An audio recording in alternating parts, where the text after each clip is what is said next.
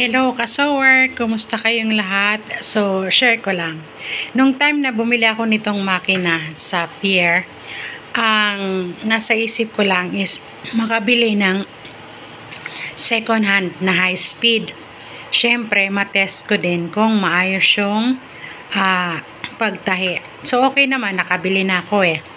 So, later on ko lang nalaman na yung iba palang high speed ay merong butas dito sa center, dalawang butas na kung saan nilalagay yung attachment para sa pagdilyo, para sa pag-fold ng half, ng 1/4 ng half at saka ng 1 inch para mabilisan yun.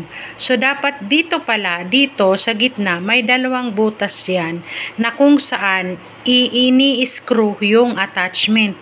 Pero ito pala sa akin, ewan ko bakit wala siyang butas. Meron nga ako dyan kinaskas kung natabunan lang ba ng pintura. Pero wala naman. So, ibang klase itong nabili ko. Wala siyang butas. Kaya hindi ako makapaglagay ng attachment.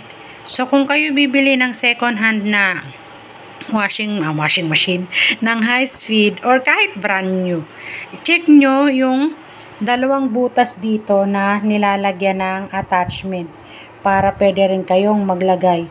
Ako kasi kahit gustuhin ko man maglagay ng attachment dito sa makina ko, wala akong paglalagyan ng screw dyan.